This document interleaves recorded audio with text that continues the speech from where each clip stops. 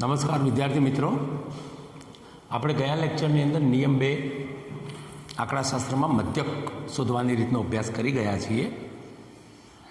નિયમની નોટની રીતે તો એ કામ પૂરું થયું છે, એમ છતાં પણ વધુ પ્રેક્ટિસ થાય એટલા માટે નિયમની નોટમાં અહીંયા આપણે દાખલા નંબર 1 ભણ્યા હતા. હવે દાખલા નંબર 2 શીખવવામાં આવી રહ્યો છે અને દાખલા નંબર 3 પણ એક શીખવીશું વધારાના દાખલા તરીકે.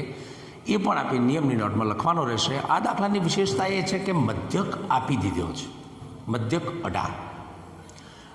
અગાઉ પણ આપણે એમ શીખ્યા હતા કે મધ્યક શોધવાની રીત હતી, એટલે મધ્યક શોધતા હતા આપણે. અહીંયા મધ્યક આપી દીધો છે પણ ખૂટતી આવૃત્તિ શોધવાની છે. ખૂટતી આવૃત્તિ આ ખૂટતી આવૃત્તિ છે. તો આવી ખૂટતી આવૃત્તિ જ્યારે શોધવાની હોય ત્યારે શું કરવું? આવી એક ખૂટતી પણ આવૃત્તિ હોઈ શકે અને 2 ખૂટતી પણ આવૃત્તિ હોઈ શકે. અત્યારે તમારા પાઠ્યપુસ્તકની અંદર મધ્યકમાં એક ખૂટતી આવૃત્તિનો દાખલો છે, એટલે અત્યારે આપણે આ દાખલો ગણવાનો પ્રયત્ન કરીશું. માટે બરાબર એને ધ્યાનપૂર્વક જોઈશું. મૂળ પદ્ધતિ એની એ જ રહેશે, પદ્ધતિમાં કોઈ જ ફેરફાર કરવામાં આવશે નહીં, માત્ર શોધવાની વસ્તુ અહીંયા બદલાશે. તો આપણે જોઈ લીધું કે 11, 12, 13 એટલે 11 થી 13, 13 થી 15, 15 થી 17, મતલબ સતત વર્ગો છે. યાર આ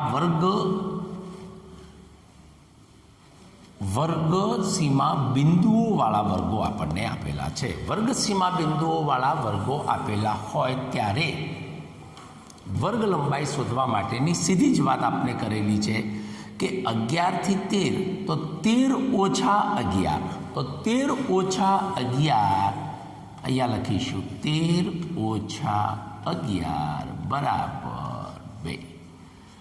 યાદ રાખજો, આ વાત બહુ મહત્ત્વની છે, અહીંયા શીખવાની છે તમારે. આ કિસ્સાની અંદર અગાઉના લેક્ચરમાં સમજાવેલું છે, પુનઃ જોજો. વર્ગ લંબાઈ શોધવા માટે જો વર્ગ સીમા બિંદુવાળા વર્ગો આ પ્રમાણે 11 થી 13, આ 13 રિપીટ થાય છે, જુઓ 13, 15, તો સીધી બાદબાકી કરી દેવાની, 13 ઓછા 11. બરાબર યાદ રાખજો. હવે આ પ્રથમ લાઈન જે છે રકમની અહીંયા લખી નાખી છે, આવૃત્તિ એ બીજી લાઈન છે અહીંયા લખી નાખી છે. અહીંયા તમે આ જુઓ કે જે ખૂટતી આવૃત્તિ છે એને આપણે સાઈડમાં લખી છે, એટલા માટે લખી છે કે સરવાળામાં કોઈ ભૂલ ના પડે. આનો મેં સરવાળો કરી દીધો છે. 5, 4, 9, 18, 19, 20, 21 ને 7, 28 ને 6, 44, 34 + 3 અને 1, 4 એટલે 44 + f. આવી રીતે તમે સિગ્મા fi આપે લખવાનો છે. હવે વાત આવે છે મધ્ય કિંમતની, તો 11 અને 13ની મધ્ય કિંમત કેવી રીતે શોધાય એ શીખવાડી દીધું છે, પણ અહીંયા એની જરૂર નથી, સરળતાથી થઈ જશે. 11, 12, 13, તો અહીંયા સ્વાભાવિક છે કે મધ્ય કિંમત 12 આવશે. 13, 14, 15, આની મધ્ય કિંમત 14 આવશે. આમ તો તમે 13 + 15 એટલે 28, 28 ભાગ્યા 2 એટલે 14, એવું તો કરી શકો છો, પણ અહીંયા સરળ છે, ભાગાકાર કરવાની જરૂર નથી. તો અહીંયા આવશે 18 મધ્ય કિંમત આવશે, અહીંયા 20 મધ્ય કિંમત આવશે, 22 મધ્ય કિંમત આવશે, અહીંયા 24 મધ્ય કિંમત આવશે. જો આ રીતે મધ્ય કિંમત મળી જાય છે. હવે પ્રશ્ન આવે છે એ ધારવાની વાત આવતી હતી, ધારવાનો એ એટલે ધારેલો મધ્યક. વેલ, અહીંયા આપણે શું કરતા હતા પહેલાં, એ ધારવા માટે મધ્યમાંથી લગભગ 1, 2, 3, 4, 5, 6 ને 7, તો 1, 2, 3 અને 4 સામાન્ય રીતે આ મધ્યમાં આવે છે, 3 ઉપર 3 નીચે. એટલે આપણે સામાન્ય રીતે 18ને ધારેલો મધ્યક લેતા હતા, આવું આપણે આગળ શીખ્યા હતા. પણ હવે યાદ રાખો, આમ તો એને જ લેવાય, પણ અહીંયા યાદ રાખો, તમે એ તરીકે તો કોઈને પણ લઈ શકો છો, એ ધારેલો મધ્યક કોઈને પણ લઈ શકાય છે. તો આ કિસ્સામાં જ્યાં ખૂટતી આવૃત્તિ હોય ત્યાં રકમ ગણવાની સરળ પડે, એટલા માટે જે એફ છે, ખૂટતી આવૃત્તિ છે, એને જ તમારે એ ધારી લેવાનો રહેશે, એ ધારી લેવાનો રહેશે. તો આ કામ વધારે સરળ થઈ જશે. જુઓ કેટલું ઝડપથી આ કામ થાય છે તે પણ સમજવાનો પ્રયત્ન કરજો. હવે જેને એ લો છો તેને આપણે 0 કરી દઈએ છીએ, ઉપર -1, અહીંયા -2, -3, -4 અને નીચે 1, 2. લો, આ ખાનું થઈ ગયું. અહીંયા મેં ડીઆઈવાળું ખાનું, મતલબ ખાના નંબર 1, 2, 3. તમારા પાઠ્યપુસ્તકમાં અહીંયા ચોથું ખાનું છે, એ ચોથું ખાનું અહીંયા મેં લીધેલું નથી. યાદ રાખો, એ પણ આપણે સમજાવી દીધેલું છે આગળના લેક્ચરમાં. હજુ પણ જો આપણે ખ્યાલ ના આવે તો આગળનું લેક્ચર ફરી જોજો. જ્યારે વર્ગોની વર્ગ લંબાઈ એક સમાન ન હોય, અત્યારે વર્ગ લંબાઈ એક સમાન છે, વર્ગ લંબાઈ 2, તો વર્ગોની વર્ગ લંબાઈ એક સમાન જ્યારે ન હોય ત્યારે તમારે ડીઆઈવાળા ખાનાની જરૂર પડશે. ત્યાં એના સિવાય ડીઆઈના ખાનાની જરૂર નથી. યુઆઈ તમે સીધું આ જ રીતે લખી શકશો. અને હવે ગુણાકાર 4 × 28 એટલે -28. આ ગુણાકારો 6 × 18 તો -18, પછી 9 × 2 = 18, ફરીથી -18, 13 × -1 એટલે -13. હવે અહીંયા જુઓ તમે f × 0, તો અહીંયા f વાળું પદ નહીં આવે, એટલા માટે fને જ એ ધારવો અને અહીંયા શૂન્ય લેવું ફાયદો થાય. 5 × 1 તો 5 અને 4 × 2 તો 8, આ થશે 13 અને આ સરવાળો મિત્રો થાય છે -77 અને એના લીધે મળશે આપણને સિગ્મા FIUI બરાબર પ્રાપ્ત થાય છે -64. આ સરવાળા બાદબાકીમાં સમય વિતાવવો ન પડે એટલા માટે. વેલ, તો ટેબલ તમારું તૈયાર થઈ ગયું. આટલું ઝડપથી અહીંયા કામ થઈ શકે છે માટે ધારેલા મધ્યકની રીત છે આ રહીએ. ધારેલા મધ્યકની રીતે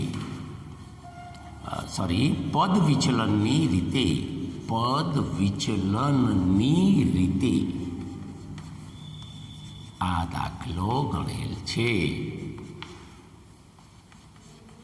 આપની જાણકારી માટે છે. એટલે પદ વિચલનની જે રીત છે એ રીત અત્યંત સરળ પડશે. પદ વિચલનની રીતે આ દાખલો ગણેલ છે. તો પદ વિચલનની રીત અત્યંત સરળ છે, એનું ટેબલ પણ સરળ પડે છે, ગુણાકાર ભાગાકારો પણ અત્યંત સરળ પડે છે. તો હંમેશા જ્યારે કોઈ રીત કહી ન હોય ત્યારે તમારે પદ વિચલનની રીત કરવી તમારા ફાયદામાં રહેશે. વેલ, તો હવે આપણે અહીંયા આગળ દાખલો ગણવાનો પ્રયત્ન કરીશું. તો આ જો આ મળી જાય છે તો પછી આપણી સીધી રીત છે કે મધ્યક બરાબર, આપ જાણો જ છો મધ્ય સૂત્ર જાણો છો, મધ્યક x બાર બરાબર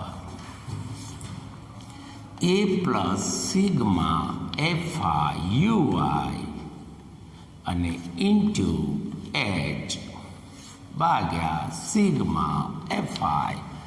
વેલ, આ કિંમતો આપણે મૂકી દઈશું આની અંદર. x બાર બરાબર, ચલો એ આપણી પાસે 20 છે, તો 20 વત્તા સિગ્મા FIUI આ રહ્યા -64, વર્ગ લંબાઈ h 2 છે આપણી પાસે. અને અહીંયા આ મહત્વનું છે, જુઓ સિગ્મા FIUI 44 વત્તા F44 પ્લસ F. હવે જો આનું સાદુરૂપ આપવાનું આવશે. હવે જો તમે અહીંયા x બાર આપણે લખ્યો. હવે એકચ્યુઅલી આ દાખલામાં x બાર એટલે મધ્યક આપણને આપી દીધો છે 18 અને ખૂટતી આવૃત્તિ શોધવાની છે. તો ખૂટતી આવૃત્તિ એટલે f. તો 18 મધ્યક અહીંયા આપી દીધેલો છે, તો આપણે અહીંયા લખીશું 18. હવે આનું સાદુરૂપ આપીએ. અત્યારે થોડુંક આપી બતાવું છું. 18 - 20 બરાબર, અને આમ જ રહેવા દઈશું. 2 કૌંસમાં -64 ભાગ્યા 44 વત્તા f. અહીંયા જો -2 છે, આ 44 વત્તા f અહીંયા આવી જશે. સાદુરૂપ આપણે આવડવું જોઈએ આપતા. બરાબર 2 કૌંસમાં -64. હવે જો આનું સાદુરૂપ આપીએ તો -2 પાછા પેલી બાજુ જાય છે, તો -2 આ 2 સાથે સીધા ઉડી જશે. તો 44 વત્તા f અને આ જે આખું ચિહ્ન છે માઇનસવાળું છે, માત્ર આપણે 2ને જ જો પેલી બાજુ લઈ જઈએ તો 2 કૌંસમાં -64 ભાગ્યા 2. થોડુંક સરળ આપણે કરી આલ્યું છે માટે -44 વત્તા f બરાબર 2 ઉડી જશે -64. હવે જો બંને બાજુથી માઇનસ દૂર કરો, 44ને પેલી બાજુ લઈ જાઓ તો તમને કિંમત મળશે f બરાબર 20. આપણી ખૂટતી આવૃત્તિ છે. અત્યંત સરળ છે. આ પ્રકારનો દાખલો પણ આપણે પરીક્ષામાં પૂછી શકાય છે. આપણે પ્રેક્ટિસ થાય એટલા માટે આ એક દાખલો દાખલા નંબર 2 તરીકે આપણે નિયમ નંબર 2 મધ્યકના જ દાખલા છે, એના અન્ય દાખલાઓ તો હજુ એક આપણે દાખલો ગણીશું. વિડીયો પોઝ કરી અને આપ આ સમગ્ર લખાણ નિયમની નોટમાં લખી શકો છો.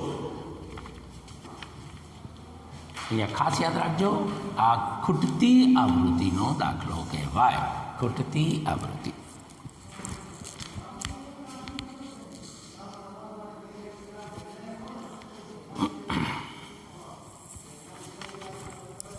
વેલ દોસ્તો, હવે આપણે આ કામ પાછું કરી લીધું હશે સંપૂર્ણપણે, તો આને આપણે સાફ કરી દઈશું હવે. અને દાખલા નંબર 2ની જગ્યાએ હવે દાખલો આપણે બદલીએ છીએ અન્ય દાખલાઓમાં. અહીંયા જોઈ લઈએ, જોતા રહો.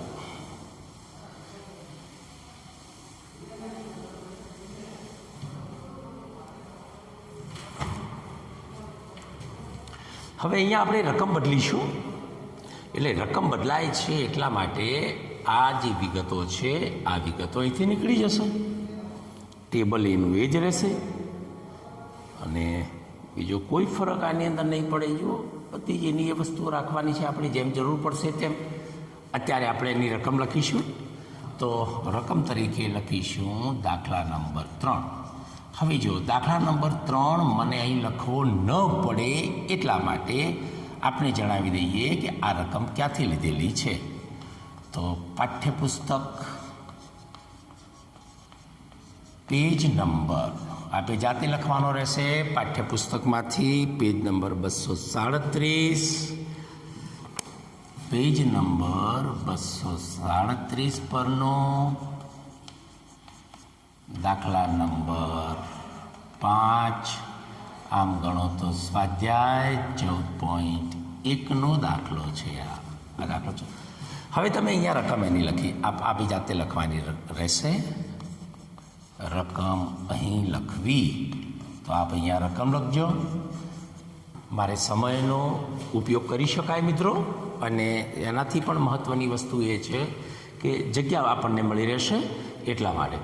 તો અત્યારે આપણે હવે આ દાખલો ગણવાનો પ્રયત્ન કરીશું. ફરીથી એ રકમ ત્યાંથી આપણે લીધી છે, તમે જાણો છો. બાકીની વસ્તુ આપણે સાફ કરતા જઈશું. જેમ જેમ એની જરૂર પડશે તેમ તેમ આપણે સાફ કરતા રહીશું.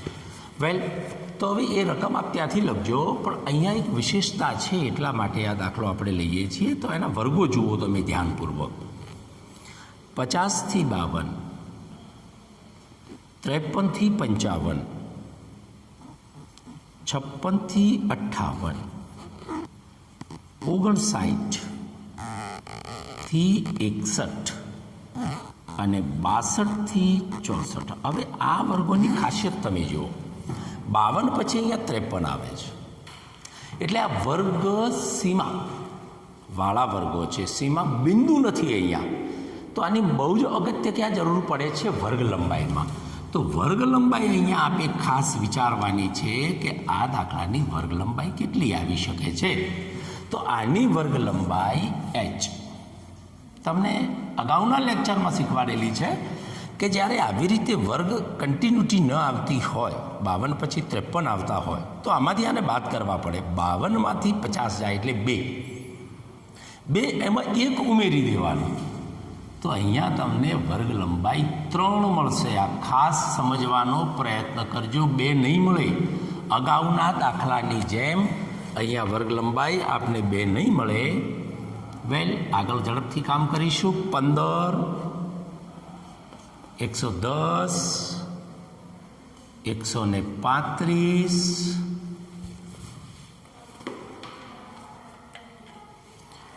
15, 110, 135, 115, 25. હા, તો મિત્રો જોઈ લો હવે આપ કે આપણી રકમ તૈયાર છે અહીંયા. હવે આ રકમ ઉપર આધારિત દાખલો ગણીએ, પણ અહીંયા આટલી જ વાત સમજાવવા માટે આ દાખલો લીધેલો છે કે અહીંયા વર્ગ લંબાઈ આપે 3 લેવાની આવશે. અગાઉના દાખલામાં ને આમાં આ ફરક છે. હવે ઝડપથી બાકીનું કામ આપણે કરી લઈશું, જે તમને લોકોને ફાવે જ છે. સિગ્મા fi બરાબર અહીંયા જવાબ આવે છે 400. આપ સમજી ગયા છો કેમ આવે છે? આનો સરવાળો અહીંયા કરેલો છે. હવે આ રકમો અહીંયા બદલાય છે. આપણે બહુ ઝડપથી અને સમજી લેવાની છે. આગળ દાખલો આપણને સરળ રીતે આવડે એવો દાખલો છે, આમાં કશું જ અઘરું છે નહીં. આપ માત્ર ધ્યાનપૂર્વક એને જોવાનો પ્રયત્ન કરો. આપણે શું કરતા હતા તે સમજાવીએ છીએ. મધ્ય કિંમત 50 અને 52 વચ્ચેની મધ્ય કિંમત શોધવાની રીત આપ જાણો છો. મધ્ય કિંમતની રીત જાણો છો. 50 + 52 ભાગ્યા 2 એટલે 102 ભાગ્યા 2 એટલે એનો મતલબ એ થયો કે 51. પણ અહીંયા મોઢે આવું કરવાની જરૂર નથી. 50, 51, 52 તો અહીંયા આપણને મધ્ય કિંમત સીધી મળી જશે 51. અહીંયા મળશે 54, અહીંયા મળશે 57, અહીંયા મળશે 60, અહીંયા મળશે 63. જોઈ લો. હવે કઈ પ્રક્રિયા આવે છે? આપણો એ ધારવાની પ્રક્રિયા આવે છે. તો 2 ઉપર છે, 2 નીચે છે, આને એ ધારી લઈએ. જુઓ કેટલું ઝડપથી કામ થાય છે. આને 0 લઈ લઈએ, -1 -2, અહીંયા 1 અને 2. હવે આનો સિમ્પલ ગુણાકાર કરવાનો છે. -30 આવશે. બહુ ઝડપથી ટેબલ તૈયાર થશે. 110 -1 એટલે -110 આવશે. અહીંયા 135 × 0 એટલે અહીંયા 0 આવી જશે. 115 × 1 એટલે અહીંયા 115 આવશે દોસ્તો. અને 25 × 2 એટલે અહીંયા આપણને 50 મળી જશે. જોઈ લો, આટલું ઝડપથી ટેબલ તૈયાર થઈ જશે. મતલબ આ જે રીત છે એ રીત અત્યંત સરળ છે. આ 165 આવે છે અને આ આપણને પ્રાપ્ત થાય છે -140 અને એના પરિણામે સિગ્મા FIUI બરાબર આપણને પ્રાપ્ત થશે 25. જોઈ લો, એકદમ સરળ છે અને ટૂંકું પણ છે. અહીંયા માત્ર આ જ શીખવાનું છે આપણે. બસ હવે આપણે શું કરવાનું છે? આ સૂત્ર વાપરવાનું છે. મધ્યક શોધવાનો છે. અહીંયા મધ્યક x બાર બરાબર a + h sigma FIUI upon sigma FI. Simple. આની અંદર કિંમત મૂકી દો. એ આપણે અહીંયા લીધેલો જ છે. જોઈ લો, આ રહ્યો એ છે 57. સાદુરૂપ આપી દઈશું આપણે પછી જાતે જ. 57 + h વર્ગ લંબાઈ 3 છે. સિગ્મા FIUI આ રહ્યા અહીંયા 25 છે અને સિગ્મા FI અહીંયા 400 છે. આનું સાદુરૂપ આપને આપવાનું કહેલું છે. આ 57 + જો આનું તમે સાદુરૂપ આપશો તો આનો જવાબ 0.1875 આવશે. આવો જવાબ આવે છે. તો હવે અહીંયા શું કરવાનું આવશે? આપણે 57 + 0.2 આંકડા લઈશું. દશાંશ સ્થળ પછીના 2 અંક લઈશું. આ 5 અથવા 5 કરતો મોટો છે એટલે અહીંયા 19. તો આપણો જવાબ આવશે 57.195719. આ મધ્યક છે. અત્યંત સરળ છે. આપ આની પ્રેક્ટિસ કરી શકો છો. વેલ, તો અહીંયા મધ્યકનું કામ પૂર્ણ થાય છે. હવે આપણે નિયમ નંબર 3 શીખીશું અને નિયમ નંબર 3ની અંદર આપણે બહુલક કેવી રીતે શોધી શકાય છે એ સમજવાનો આપણે પ્રયત્ન કરીશું. અત્યારે વિડીયો પોઝ કરી અને આપ આ લખી શકો છો. અને 14.1 જે સંપૂર્ણ સ્વાધ્યાય છે એ જ તમારું ગયા લેક્ચરમાં આપેલું જ છે કામ. આપણે સ્વાધ્યાય 14.1ના બધા દાખલા, આ તમારું ગૃહ કાર્ય છે જેમાંથી આપણે કેટલાક દાખલા ગઈ વખતે ગણ્યા હશે. તો આ ગૃહ કાર્ય આપે પૂર્ણ કરવાનું રહેશે. સ્વાધ્યાય 14.1ના બધા દાખલાઓ. ધન્યવાદ.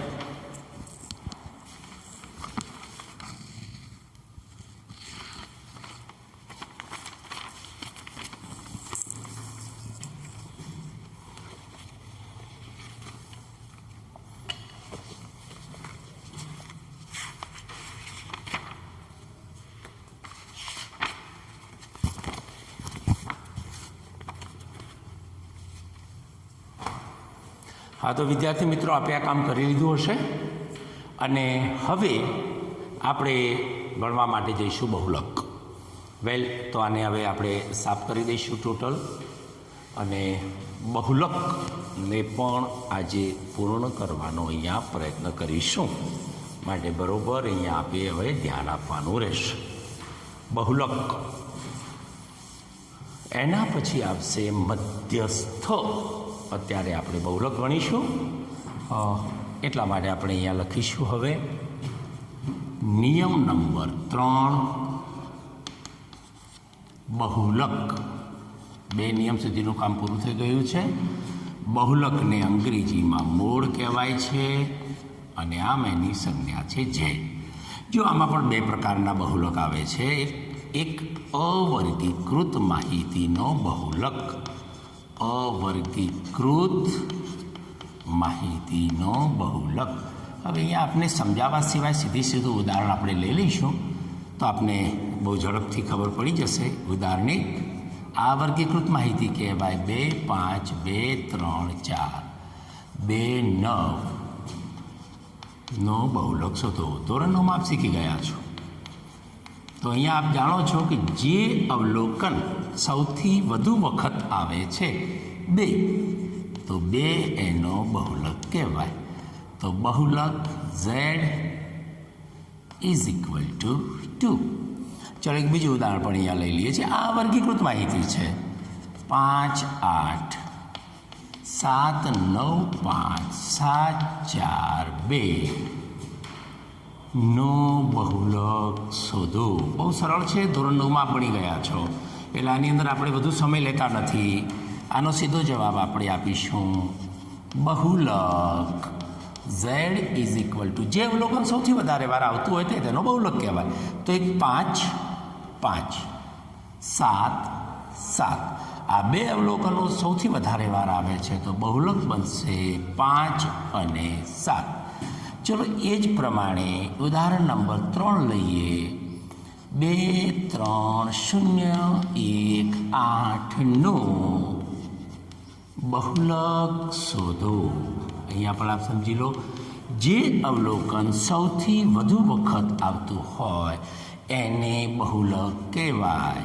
તો આ ઉદાહરણમાં કોઈ પણ અવલોકન 1 થી વધુ વખત આવતું નથી તો અહીંયા શું લખાય? આ માહિતીને બહુલક નથી. જો મિત્રો, આ એ પ્રકાર છે. એ પ્રકારનો બહુ સ્પષ્ટ અર્થ થાય છે કે એ પ્રકાર એટલે અવર્ગીકૃત માહિતીનો બહુલક. તો ધોરણ 9ની અંદર આપ આ શીખી ગયા છો, એમ છતાંય પુનરાવર્તન અહીંયા ચાલી રહ્યું છે. એ સંદર્ભમાં આપે આ નિયમ નંબર 3 બહુલક એની અંદર એ લખી નાખો. ત્યારબાદ આપણે બી વર્ગીકૃત માહિતીનો બહુલક શોધવા આપણે જઈ રહ્યા છીએ. વેલ, આપ નિયમ મિનિટમાં લખી શકો છો.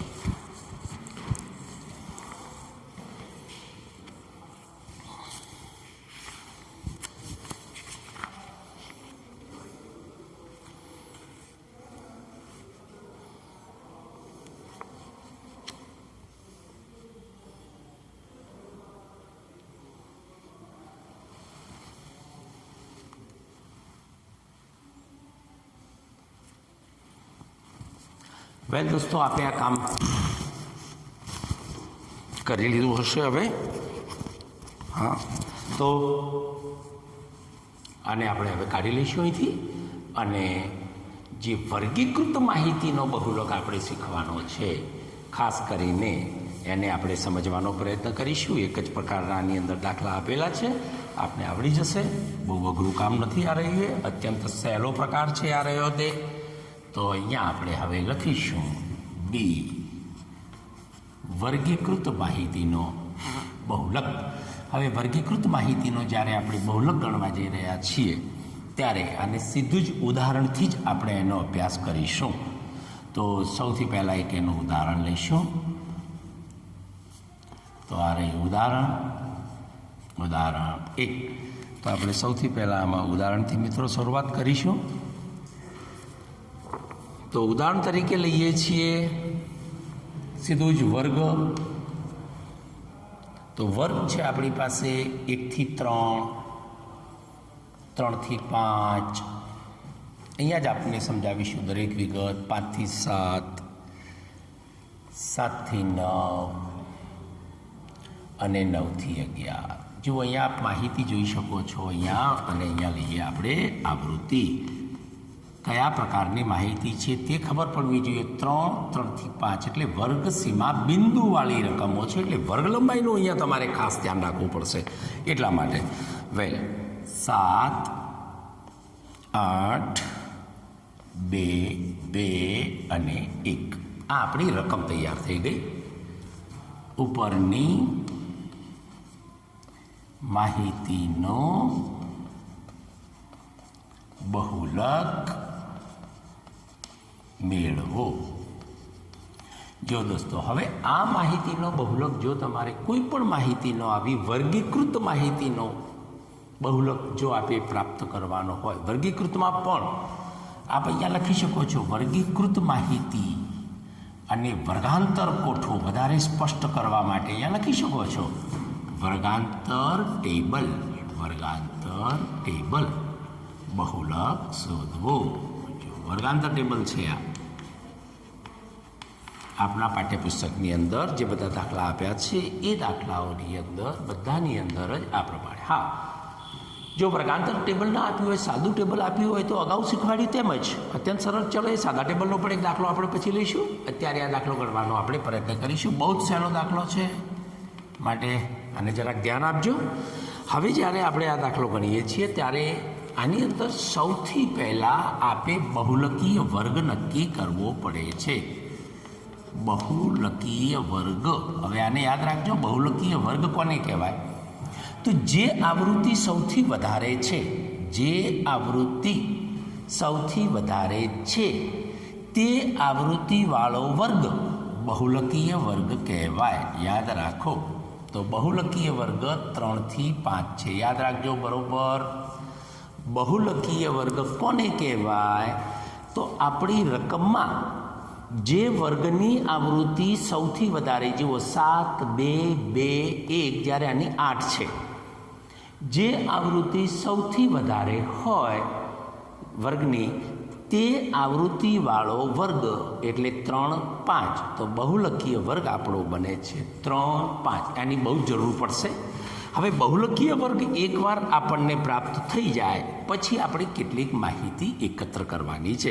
પણ એ કઈ માહિતી એકત્ર કરવાની છે એના માટે અહીંયા આપણે સૂત્ર લઈશું. જુઓ, એટલે આપણે આઈડિયા આવશે કે જ્યારે બહુલક આપણે શોધવાનો હોય ત્યારે બહુલકને માટેનું આ સૂત્ર છે આપણી પાસે. જોઈ લો. આ બધી જ વિગતોને આપણે સમજવી પડશે, એના સિવાય મેળ નહીં પડે. આ જોઈ લેજો. L પ્લસ આ એનું સૂત્ર છે F1 minus F0 divided by 2F1. આ સૂત્ર યાદ રાખવું પડશે. માઇનસ F0 માઇનસ F2 અને આ કાઉન્સ પૂરો કરી અને H. જો આ એનું સૂત્ર છે. હવે આપણે દરેક વિગત શું છે અહીંથી લેવાની છે, પ્રાપ્ત કરવાની છે આપણે. એટલે આપણે આ ખાસ બહુ જ સમજવાની જરૂર રહેશે કેવી રીતે આપણને કિંમતો પ્રાપ્ત થાય છે. હવે એ કિંમતો મેળવવા માટે આપણે માત્ર સરળતાથી કિંમતો મળે એટલા માટે તમારા પાઠ્યપુસ્તકમાં આ રકમ નથી આપેલી, પરંતુ આપણે અહીંયા લખીશું 1, 3, 3, 5, 5, 7. બહુ સરળતાથી મળે એટલા માટે 1, 3, 3, 5, 5, 7, 9, 11. જો આ કિંમતો મેં અહીંયા વર્ગ લખ્યા છે એના, અને અહીંયા હું આવૃત્તિ લખી દઈશ. આ એટલા માટે કે આ જે કિંમતો સૂત્રમાં મૂકવાની છે એ અહીંથી આપણે લેવાની છે. 7, 8, 2, 2 અને 1. આટલું આપણે બનાવી દેવાનું રહેશે. જો આપ આટલું બનાવી દેશો ટેબલ તો બહુ સરળતાથી આપ આ કિંમતો સૂત્રની લઈ શકશો. ચલો, તો હવે આપણા સૂત્રની જે કિંમતો છે એ કિંમતોને એક એક કરીને આપણે લખતા જઈએ છીએ. તો આપણા સૂત્રમાં સૌથી પહેલી વસ્તુ જે માગે છે તે L. તો L એ શું છે? તો અહીંયા સાથે લખતો જઈશ એટલે આપને સમજણ પડશે. L બરાબર બહુલકીય વર્ગનું અધઃ સીમા. જો તમારા પુસ્તકમાં અહીંયા સીમા લખેલું છે, આ સીમા નથી, એકચ્યુઅલી એ ભૂલ છે, પુસ્તકમાં ભૂલ છે. L બરાબર બહુલકીય વર્ગનું અધઃ સીમા બિંદુ. તો આપણો બહુલકીય વર્ગ આ રહ્યો. જુઓ, આ બહુલકીય વર્ગ છે, મેં સૌથી પહેલાં લીધો હતો. બહુલકીય વર્ગ બહુ અગત્યની વસ્તુ છે અહીંયા. એટલે આપણે અહીંયા લખી શકીએ છીએ, આમ આને બ્લોક બનાવી શકીએ છીએ અને આને કહી શકાય કે આ આપણો બહુલકીય વર્ગ છે. બહુલકીય વર્ગ આવું આપણે લખી દઈએ એટલે આપણને ખ્યાલ આવશે. બહુલકીય વર્ગનું અધસીમા બિંદુ એને એલ કહેવાય. તો અધસીમા બિંદુ 3 છે. તો બહુલકીય વર્ગનું અધસીમા બિંદુ આપણને પ્રાપ્ત થઈ ગયું છે 3. ચલો એના પછીની મહત્વની વસ્તુ છે જેને આપણે એચ કહીશું. એચ. તો એચ એટલે બહુલકીય વર્ગની વર્ગ લંબાઈ. જો બહુલકીય વર્ગની વર્ગ લંબાઈ, તો બહુલકીય વર્ગ આ રહ્યો 3 થી 5 અથવા આ રહ્યો 3 થી 5, તો 3, 4, 5. તો બહુલકીય વર્ગની આપણને જે વર્ગ લંબાઈ પ્રાપ્ત થાય છે એ 5માંથી અહીંયા 3 જશે એટલે 2. તો આપણને મળી ગઈ એલ. બહુલકીય વર્ગની વર્ગ લંબાઈ આપણને પ્રાપ્ત થાય છે 2. ચલો F1 બરાબર આવશે બહુલકીય વર્ગની આવૃત્તિ. બહુલકીય વર્ગની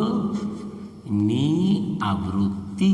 જો ધ્યાન આપજો મિત્રો, તો બહુલકીય વર્ગની આવૃત્તિ તો બહુલકીય વર્ગ છે, આ એની આવૃત્તિ છે. તો આને અહીંયા આવું તમે લખી શકશો. જુઓ F1 બહુલકીય વર્ગની આવૃત્તિ. તો F1 તરીકે 8 આવે છે, જે આપણે લખી શકીએ છીએ અહીંયા. ગુડ. ત્યારબાદ F0, તો અહીંયા આપણે 8 લખીશું. જુઓ કિંમતો કેવી રીતે આવે છે આ ટેબલમાંથી, એ જોઈ લેજો. બહુલકીય વર્ગની આગળના વર્ગની આવૃત્તિ. યાદ રાખજો, બહુલકીય વર્ગના આગળના. હવે આગળના એટલે અહીંયા તમારે ભૂલ ન પડે એટલે લખવું પહેલાના અથવા તો ઉપરના. મતલબ એ હવે આપે સમજવું પડશે. આગળના વર્ગની આવૃત્તિ. તો અહીંયા હવે આપણે એ જોવાનો પ્રયત્ન કરીશું દોસ્તો કે આમાં આગળનો વર્ગ એટલે કયો. તો બહુલકીયનો આગળનો વર્ગ એટલે આ ઉપરનો વર્ગ એમ કહીએ તો ચાલે. આગળના અથવા તો પહેલાના અથવા તો ઉપરના એમ પણ લખીશું. ઉપરના વર્ગની આવૃત્તિ. તો અહીંયા તમે લખી શકો છો F0. આ બનાવવાનું કારણ આ જ છે દોસ્તો કે જે આપણે કિંમતો ત્યાં લેવી છે એ કિંમતો આપણને અહીંથી મળી જશે. F1 મળી ગયો, F0 મળી ગયો. હવે F2 તો આ જ પ્રમાણે છે. બહુલકીય વર્ગના પછીના વર્ગની આવૃત્તિ. વેલ, તો હવે પછીના વર્ગની આવૃત્તિ એટલે આ થશે આપણી પાસે. તો આને તમે F2 કહી શકો છો. F2 એટલે F2 આપણે એને કહી શકો છો કે પછીના વર્ગની આવૃત્તિ. તો F2 તરીકે એને આ 2 એ F2 કહેવાશે. તો અહીંયા લઈશું 2 અને ઉપર આ આવશે 7. જુઓ, હવે આપણા સૂત્રમાં જેટલી કિંમતો જોઈએ છે બધી જ કિંમતો અહીંયા મળી જાય છે. બહુલક શોધવાનો છે L. બહુલકીય વર્ગનું અધસીમા બિંદુ. ખાસ યાદ રાખજો, અધસીમા બિંદુ. તો અધસીમા બિંદુ 3 છે. H બહુલકીય વર્ગની વર્ગ લંબાઈ. તો આપણે અહીંયા 5માંથી 3 ગયા એટલે 2. બહુલકીય વર્ગની વર્ગ લંબાઈ શોધતા શીખી ગયા. F1 શું છે, F0 શું છે, બસ આ સિમ્પલ કિંમતો હવે આ સૂત્રની અંદર આપણે મૂકી દઈશું એટલે આપણો જવાબ આવી જશે. સાદુરૂપ તમારે આપવાનું આવશે. ચલો L3 પ્લસ જો કિંમતો F1 એટલે 8, F0 એટલે 7 ભાગ્યા 2, F1 ફરીથી 8, F0 7, F2 2 ગુણ્યા H એટલે બહુલકીય વર્ગની વર્ગ લંબાઈ 2.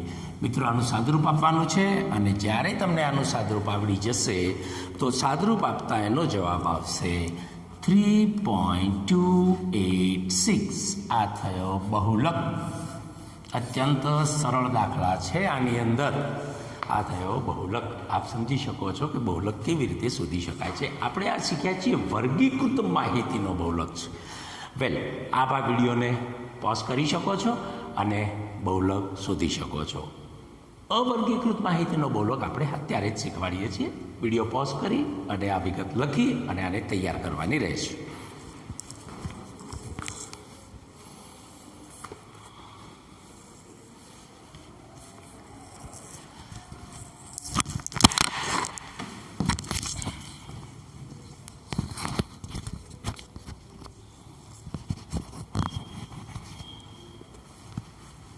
તો દોસ્તો આપણે આ કામ કરી નાખ્યું હશે. હવે તો વર્ગીકૃત માહિતી વર્ગાંતર ટેબલનો બહુલક આપણે શીખી ગયા છીએ.